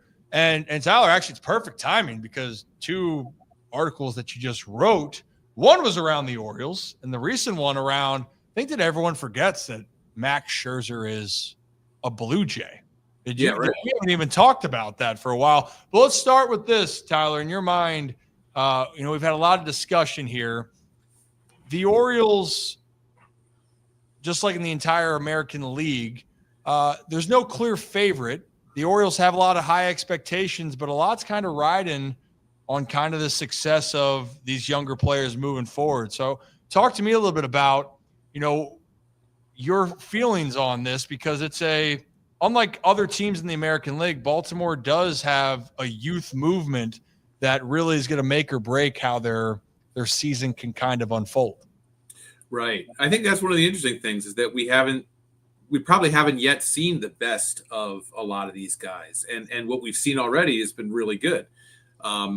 I think the one guy who we can see develop into an everyday player and maybe a star this year is Jackson Holiday. He's a little rough going last year, but I think, no one would be surprised if he broke out this year. And then you have Henderson, who really has broken out the last couple of years, and then Rushman and Cowser and all the names, Westberg that. So I think that's one of the intriguing things about the Orioles is that as good as we know they are, we think there's still a ceiling. Now, the pitching side is different. The pitching side is kind of a lot of guys who, they're veteran guys, and we probably know about what we're going to get. And I think, it's a little underwhelming, but nobody in the league really blows you away. Yeah, I do remind people that last year's Guardians team, from an ERA standpoint, starters, their bullpen was woof. That was lights out until the postseason, which, that's postseason, anything happens. But you just got to find ways to execute. And the Orioles, even in 2023, Tyler, staff wasn't the strength, at least in that first half of the season. So, yeah, obviously it doesn't look as good. I mean, Boston right now, to me, we talked about earlier at Ben Verlander on, they do have that kind of scary feel to them where there is still a little bit of uncertainty, but, shirts and pants. I mean, they made some splashes. Garrett Crochet could be a Cy Young Award winner. If you were going to say right now we're looking at this AL East, do you think the Red Sox could make their way to being the favorite, or are you still going to give it to someone like New York or the Baltimore? I feel like the Red Sox, are getting more and more buzz, whatever that's worth, just from people, like us who talk and write about the game, or even scouts. There's a lot of good feeling about the Red Sox. I think some of that is just going out and making the big move to get Bregman. We always want these teams, whether it's Baltimore or Seattle or, teams that are right on the verge, it seems, to go out and get that big guy. Well, the Red Sox did, and he seems like a guy who, will hit really well in that ballpark. He always has. And then making the deal for Crochet earlier in the winter, that gives you a guy at the top of the rotation. So really, you look at a 500 team that adds a middle of the order bat and a great defender and a number one starter, we think, some bullpen pieces, and they didn't really lose anyone of note. They also had Walker Buehler, and you can see they look pretty, I don't want to say dominating, but they look like, they could be the favorite. Well, I guess for Orioles fans, they're hoping that's not the case, and the Orioles have the last 2 years have actually been the dominant team in division. Now the Yankees dominated the Central. That needs a change. We need the Central to kind of change that up. For real. The Blue Jays, though, Tyler, I don't know what to make of Toronto over all the years. I had them winning in 2023 the division. They've kind of they're in that kind of that no man's land, but clearly they were in on everybody. I mean, Zach, I don't think there was a team that was in on players more this offseason even than Toronto. In on every player, couldn't sign any guys. Then you even have Hoffman. They finally signed. You're like, oh, they finally got the big name. And then he's like, oh, well, he actually failed a physical with Atlanta and Baltimore before he got there. So maybe they, still finished second in the guys they got. But they're in on everyone. Haven't really, besides Tony, gotten that big addition that they're, obviously want. When you look at Tony compared to Juan Soto or Shohei, it's a little different. But I can't get a read on Toronto. Yeah, well, also like Tyler, they got some older pieces, but their lineup's intriguing, right? Mm-hmm. And then you just had the piece out there on the Athletic or the New York Times, right, on NewYorkTimes.com. That's on the right website, correct? But you can access it through the Athletic. Yeah, it's the Athletic, but all the URLs say New York Times. So I don't know. I worked at the New York Times for 23 years, and I guess I still do, but I'm at the Athletic now. So Yeah, I was about to say, I'm reading The Athletic, and I'm also seeing it pop up. I'm like, wait a tick, I'm losing my damn mind. That's a whole different story. But yeah. they have a lot of, I don't want to say aging guys, but intriguing guys. Max Scherzer being one of them. And even with your article, it says in the quotes right there, right? This can blow up fast. His stuff looks good. Max being on the bump when he's healthy, he's been great, but that's actually been the biggest question mark for him and a lot of other of those other players is the health concern. And I think that's one of the biggest storylines I have with Toronto this year. Right. Yeah, I mean, Toronto is that team like you, Ryan. I picked them last year. I feel like I picked them most years recently in this little run of theirs that has been pretty unfulfilling because they haven't done anything in the postseason. And last year they bottomed out a little bit in finishing last place. It's hard to get a read on them because you don't know like if Bo Bichette is who he was last year or who he had been before. I mean, I saw a game in Sarasota against the Orioles. He hit a ball halfway up the batter's eye. I mean, he still got it. Guerrero's in his prime, but there's the contract extension thing hanging over him. Do they do it or not? Does that impact him at all psychologically? And then Scherzer, you're right. Like, I mean, he was so dominant the other day against the Twins A lineup. I know it's spring training, but he was working all his pitches. He was in the zone. He was terrific. But then that thumb can be an issue with him, and he's very worried about that. So I guess it's come along well the last couple of days. You know, he's not on the injured list or anything. But it's something that's in his head. I think he's just going to have to hope and that it doesn't blow up on him and keep doing all the anti-inflammatory meds, whatever. But, you know, he's not going to give you like the old Max Scherzer, you know, kind of workload at 42 this summer. But I think he still can be a really viable starter in a rotation that is pretty good. Yeah, I mean, that's the thing, Zach. It can't figure out Toronto. Before, Zach, I'll let you take over for a second. Max Scherzer, last time, 2023, I guess it's 2 years removed. You know, 152 innings, or was it? Or sorry, I'm sorry, 152 innings, right? We haven't seen Max throw over 200 in 6 years, right? So that the stigma, yes, he's a very good pitcher, and last year even 43 innings pitched, 3.95, still solid, but again, the emphasis on wasn't out there to play, and that's a big part of it. But Zach, go ahead. Yeah, Tyler, just kind of sticking to the Blue Jays for a second. Is there a team with kind of who this is their biggest season? Because as you talked about, what are they getting from Bo Bichette? What are they going to do with Vlad? You know, all these guys, they do have more of an older rotation. Is this kind of the make or break year for Toronto? Because if they kind of bottom out again, I don't know if this core stays together, you know? So what are your kind of thoughts on Toronto going into this year and kind of the pressure they have on them that they need to succeed, or most of them will probably be playing elsewhere next year? You're right. It's a huge year for them. No doubt about it. You know, all the factors you mentioned, Bichette, obviously Guerrero, Mark Shapiro, even the leadership of the team, Mark Shapiro and you know, Ross Atkins, they've been there for a little while. The public is very squarely against them. They've tried to build up something, but it just hasn't quite come together. So yeah, it's a pivotal year to the leadership, for the makeup of the team, and you get a sense that, you know, maybe it'll all come together like kind of with Washington in 2019, where they were always a team that was kind of they'd be good in the regular season and they'd blow it in the playoffs, and then they just put it all together one year and that was it. You know, maybe it'll be something like that, or maybe they can win and it's something they build off. But there's a whole lot of unknown after 2025 with the Toronto Blue Jays. Yeah, they really are in that kind of limbo, and this year is going to be very defining for what they're going to be. And yeah, they've truly been an enigma the last few years. Talented team on paper, but hasn't been able to, I guess, write home on what their expectations are. On paper, you could almost argue they're the most. If everyone played up to standard, you know, like, you know, you talked about Tyler, obviously Bo Bichette, are we getting last year Bo Bichette or what we've seen him capable of? If all of them play to their standard, you know, even Jimenez and Santander, the additions, you could argue that's maybe the most talented team in the East. It's a pretty good offense. Just unfortunately, their biggest issue is over the years, it's been half the team is absolute no-shows and the other half is trying to carry the offense, and they just kind of flip-flop throughout the season. Don't you love that? I'll tell you what. Baseball, baby. Baseball. Players, I can't tell you how great it is when you feel like you're on top of the world and then you can't get a hit for 2 or 3 weeks. I feel like I'm getting PTSD thinking back to my minor league days. Tyler, before we let you go then, you have any storylines that you're following?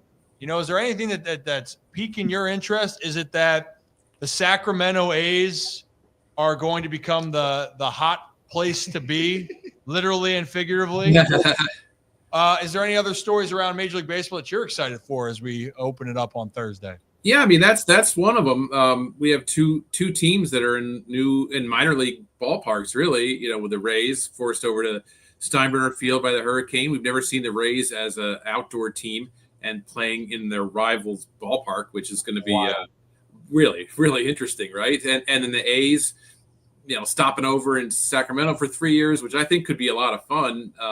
You know, I think they've revamped that facility a lot, and fans out there could just have a party for 3 years. Who knows? So I'm really curious to see how those two things, you know, turn out. And then just to see, you know, it's like seeing your old friends again, right? Every night is, you know, we're going to have the show for 6 months and 7 months in the postseason and just flipping around or going to the games and reporting on things. It's there's so many great stars and there's so many storylines on every team. So I can't wait to see how it all kind of unfolds. You know, what is Ohtani going to do? Is Ohtani going to pitch much this year? I mean, you know, he's supposed to, but we haven't seen him yet off the mound too much. He's always interesting. You know, how do the Yankees recover from all these pitching injuries? You know, do the Phillies have another run in them? They keep winning more in the regular season, but then doing less in the postseason. So every team, you know, the Strider and Acuna come back and be who they are. How's Juan Soto? You can just go down the list. I can't wait. Yeah, I think the thing is, if I read the bottom line, just baseball. Love baseball. And it's fun. It's fun. If you're a fan of a certain team, it's going to be stressful. And we'll see how that's going to be. But it's the ups and downs, but it's the beauty of it. And Tyler, one more time, where can people find all of your work, what you're up to, and what they can expect moving forward this season? Yeah, I'm on The Athletic, and it's a great, you know, I love being over there. A lot of great writers, Jason Stark and Ken Rosenthal, and so many of them. So it's amazing, man. We just put out so many good things every day. So just check out the site. I have a column called Sliders, comes out every Friday. We'll be revving that back up again, and then just the usual columns and features throughout the year.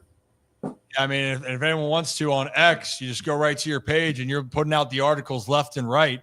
So thank you, Tyler. Appreciate it. I'll probably bother you about something in the future, but enjoy opening week. It kind of feels like a national holiday, and look forward to talking to you in the future. All right. Thanks a lot, Ryan. Good to be with you. Thanks, Tyler. Thanks, Tyler. Kepner, everybody. Real fast, the LA Angels are LA Angeling again. Ryan Johnson, right-handed pitcher for the Los Angeles Angels, has made the team. The second-round pick from last season has not pitched a single inning in the minors and will not. He is the first person since Garrett Crochet to make his debut with no minor league time. Make it make sense. How do the Angels, like the Angels are so desperate to get talent on the roster, and it's not like it's, no offense to Ryan Johnson or, you know, any of the guys that they've called up, Chanel and stuff. They need time. Like the Angels are trying to force this, like, hey, we got to win. We got to win. They're not letting guys develop in the market. Zach Nato last year, they literally had him batting like 113, but they were like, hey, you're the only guy good enough defensively to play shortstop for us. This feels like they're just setting him up for failure. And that's the unfortunate part, is these guys don't, like, there's a reason the Angels are very, very low in the prospect ranking. It's just because anyone who's worth a damn, they're like, hey, dude, sorry, you got to be on the team. Like there's no, like, we don't got anybody else. Like, you have to be on the team. There's no, hey, let's get your feet wet in AA, AAA. Let's bring you up in July once you get some confidence, once you get your feet under you.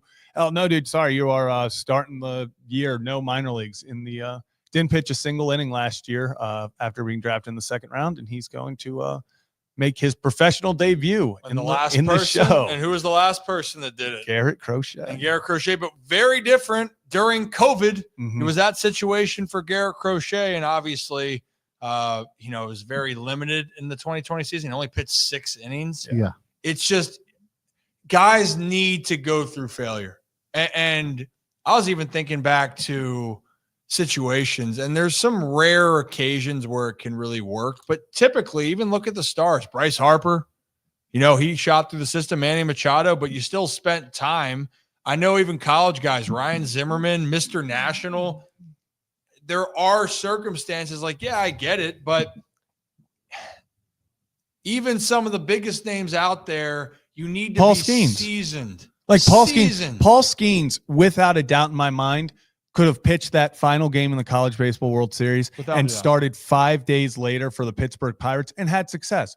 But that's not going to help Paul Skeens. It's about getting your feet underneath you. It's about, like you said, having that failure in a time where it's like, it doesn't really matter. This is the minor leagues. Yes, as a top prospect, you want to do your best, all that, but it's also a time to experience failure. Hell, Jackson Holiday last season, everyone's begging for him to come up. And Elias and them were like, hey, he really hasn't failed yet. So we want to see him. They end up bringing him up a little too soon.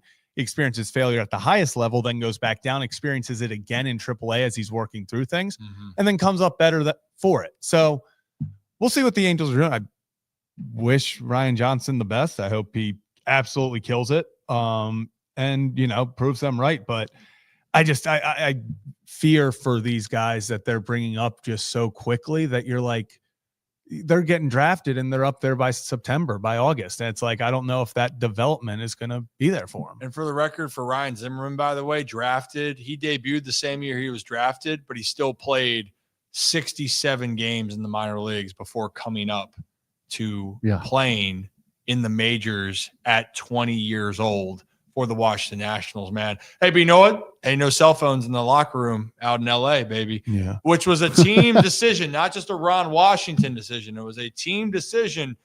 And look, they really are that team out there that they're playing catch up in that division, man. I'll tell you what. Are you okay? Are you okay? It's just like catch up in a division that you have no chance in. That's what I'm just so like. The biggest issue with the LA Angels is their refusal to rebuild. They refuse to just say we are going to suck for 2 years. That's why they didn't trade Shohei. That's why they have hung on to Mike Trout. Mike Trout, I get more because he's been the face of your franchise. There's all that. But Shohei, you knew he wasn't coming back. You knew he was going somewhere else. They've been hanging on to this. We have to compete in the AL West, where it's like, what is this attempting to compete to finish fourth or fifth with the Athletics every year? Just do what the Athletics are doing. Because I'm feeling a whole lot better if I'm an Athletics fan right now than if I'm an Angels fan. And I don't know if you're saying that 2 years ago. So it just suck for 2 years. Just be bad. Let guys develop in the minors. Let them fail. We'll see what happens. If it was more, honestly, if it was the AL Central of last year or the year before, where you kind of felt like every team was just a young, scrappy team, then maybe you bring these guys up and you're like, screw it. Everyone else is young and scrappy. We'll be young and scrappy too, and we'll see what works. Don't know if that's going to work in a division with the Astros, the Rangers, the Mariners, and then an up-and-coming SAC Athletics. All at the SAC, Brad. Yeah. Our mature man behind the scenes, the SAC. Good kid. But if you're new to the channel, hit that like and subscribe button. We got a couple news and notes before we get on out of here today. I know we'll have call-ins, not today, but we'll have it on a different day. So stay with us. Be patient. We appreciate you guys. And I know, Joe, I saw you in the chat. Joe did come on with us on March Madness. And was it Joe or Brooks? I think Brooks is the one saying, oh, is your connection the one that's bad when we're hardwired into the computer in Hollywood? Yeah. And he was at a restaurant. I wonder who's had the Wi-Fi. Hey, sometimes it is us, not that time. But news and notes, guys. It would be just devastating if I didn't bring up a couple things here. And I'll start with the not as devastating, some positive news, because I want to save the last one. Brad, I think you know where I'm going to go with this one. Yep. But Cam Smith for the Astros made the team. Just traded over. Astros number one prospect, third baseman Cam Smith made the team. He was the one acquired in the Kyle Tucker package. Congratulations to him. He's 22 years old, was drafted 14th overall by the Cubs in last year's draft. and now he will be on the opening day roster. One of the many storylines to watch with a talented AL West. That whole Kevin Willard thing that we mentioned earlier, that was one thing Kevin Willard we're going to figure out. It looks like I think he's going to stay with Maryland. But skipping radio stations, he skipped the Ryan Ripken show today, which was nuts. Yeah, that's bullshit. Crazy. But sorry, Zach, you had something you wanted to add for notes? Just a fun little thing. I don't know if you guys heard. So a few days ago, Tyler Freeman and Nolan Jones were traded for each other. Yes. And so Nolan Jones traded from the Rockies back to the Guardians, where he had actually spent his beginning of his career. So he was traded for Tyler Freeman. He and Tyler Freeman end up that they are extremely close friends. They're best friends, that they spent time in the minors together all throughout. They both found out that they had been traded and had not known that, what was going on or who it was for. And they FaceTimed each other with excitement to tell the other that they were getting traded to their organization. And they quickly connected the dots and realized that they were not going to be reunited. They were traded for each other, which is just an incredible baseball story. How can you not be romantic about How can baseball? you not be romantic about baseball? Is that romantic though? No, that's tragic. Yeah. It They is. said that they were they thought it was pretty cool that they ended up being 1-for-1 traded for each other. Like, that was a fun little thing. But I know in the moment they were like, we're back. And that was like, wait, you're traded to, wait a second, like that. Because they said they got off FaceTime for a minute to try to figure out more. And then they got the details. And we're like, oh. It's disappointing because they're thinking what could have been. Oh, I'm going to be teammates with my guy. Yeah. We're actually. back. And then it sets in that you're not. And the disappointment sets in. But I got to be honest here, Zach. That's disappointing to not be with your friend playing. I mean, that high of, we're going to be together or not. But Brad, would it have been ever more disappointing if the Chesapeake Bay Sox decided to not The oyster catchers? release their merch? So for those that haven't heard about this, which I think a lot of people have, the Chesapeake Bay Sox, and every year in the minor leagues, teams will create specialty jerseys and names for it. When I was there in AA, when I was in Bowie, we were the Cangrejos Fantasmas. We wore that jersey X amount of days for the season. When I was in Frederick, we were the Frederick Cheese. In Delmarva, we were the Delmarva Scrapple. It's pretty electric. In this case, the Bay Sox were going to become the Chesapeake Oyster Catchers. And you know what? Maryland thing, who doesn't love a good oyster, Brad? I love oysters. I'm a big oyster fan. However, the bird is not what people were focusing on here. It was more about catching the oyster, the mitt and the actual oyster, which some have a different view on what that represents. Come on, Rip. Just tell everybody it looks like a vagina and be done with it. Okay. And that's why we have Brad on here. Them deleting the post immediately made it so much better, because it's one thing to play it off and be like, no, nothing's wrong, to kind of admit like, oh shit, we see it now too, and delete it.